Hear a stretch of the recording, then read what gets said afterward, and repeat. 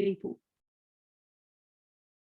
I look at the life of Joseph, and even, in the other bits in Genesis chapter 40, he continued to serve people. He continued to serve those who were around him. And there were two people that he interpreted dreams for. He interpreted dreams for the butler and the baker who were in the prison.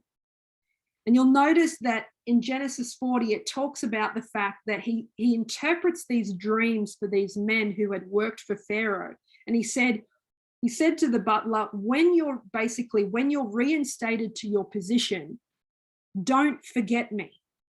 Don't forget that I've helped you, basically. And he says, and it's Genesis 40 where we see for the very first time that Joseph actually talks about the injustice he's gone through.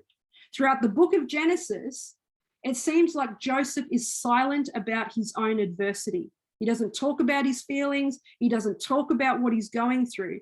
But in Genesis 40, it says there in verse 14 and 15, for the first time in the whole story, remember me when it is well with you, and please show kindness to me. Make mention of me to Pharaoh and get me out of this house. For indeed, I was stolen away from the land of the Hebrews, and also I have done nothing here that they should put me into this dungeon. It's the first time that Joseph actually says something on his own behalf to say this has been unjust and this has been unfair. Prior to that, he goes with it. He's resilient, he keeps going, and he continues on. But this is the first time where he publicly sort of says, please remember me because I've done nothing wrong. And for his kind and the ministry that God had given him, it says that in the end, he spent an extra 2 years in prison because the butler completely forgot about it. When the butler got back into the palace, well, he was in the palace and he forgot about the prison, and he forgot completely about Joseph. And we have that saying, no good deed goes unpunished. Unfortunately, it seemed like, well, what is going on? Joseph helped him. God used Joseph to help this man. Why is it that he ends up spending another 2 years in prison?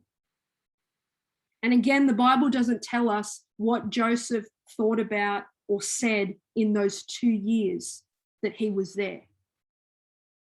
It kind of mentions the statement and it moves on. We don't know exactly what he was thinking about in those 2 years where it seemed like God was absent. But God wasn't absent.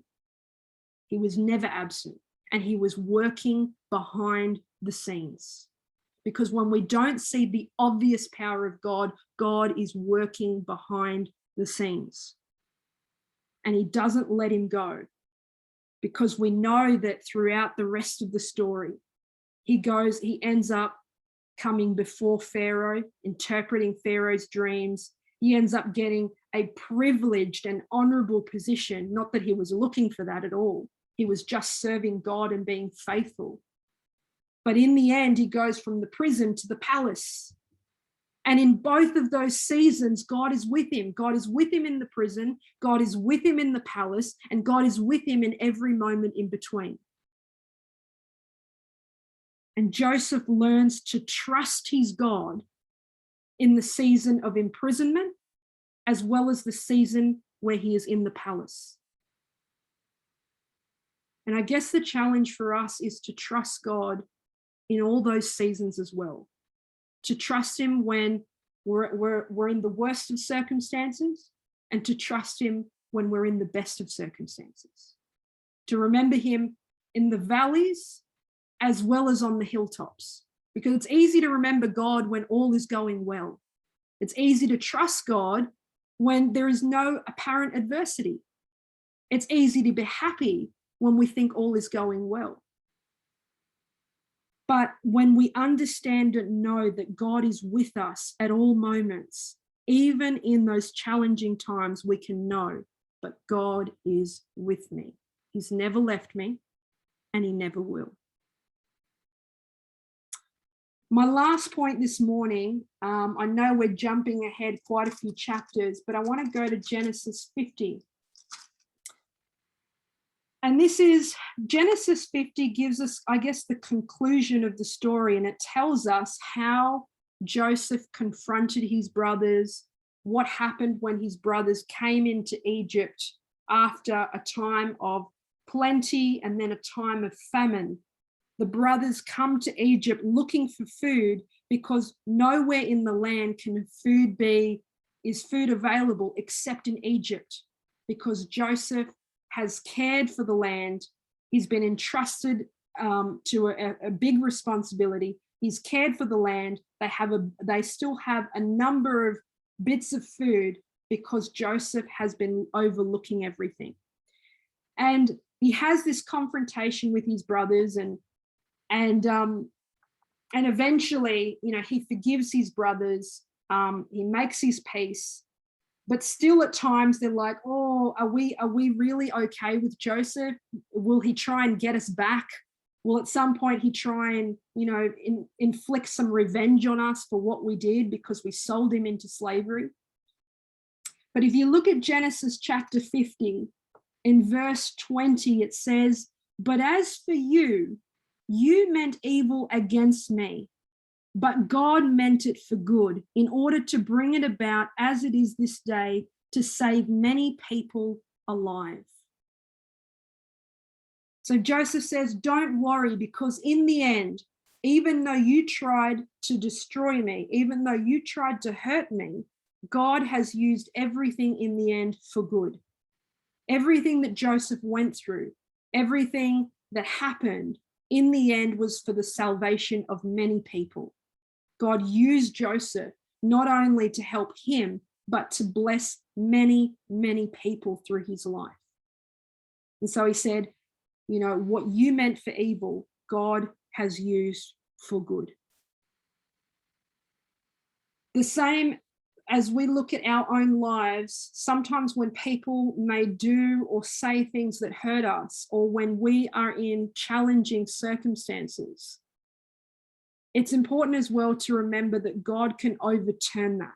God can change it. God can use that situation for good. Maybe he won't deliver us from those circumstances, but maybe he will help us in that to bless other people, and that we ourselves might be blessed. And I just take encouragement with that with Joseph, he used his life to help so many people. Pharaoh, the greatest of Egypt, was touched by the life and the ministry of Joseph. Both high and low ranking people, if we want to put it that way, were blessed by Joseph's life and his ministry. Many people were saved from famine and from disease because God used one man. What might God want to do through us in our lives today? Even when others intend something for evil, God can use it for good.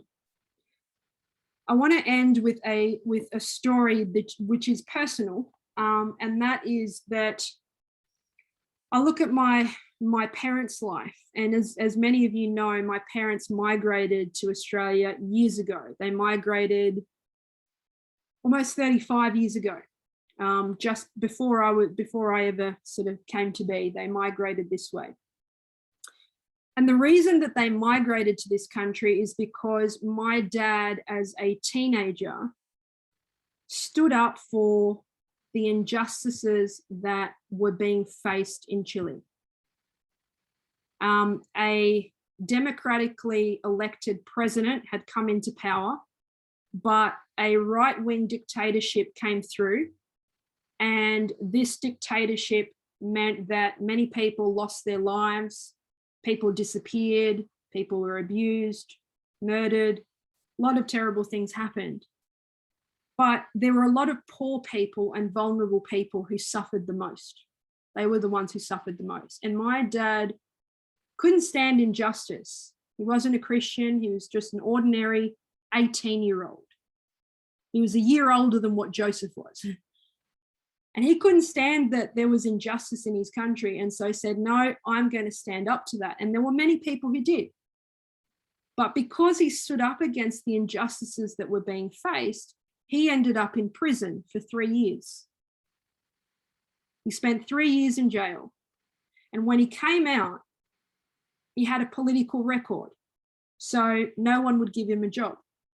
And he worked for photography for about 7 years, but, you know, and worked for himself, but they couldn't keep sustaining themselves. So my dad, my mum, and my brother, who was 2 at the time, made the decision that it was time to migrate because there was no future in Chile with the current circumstances. They moved here.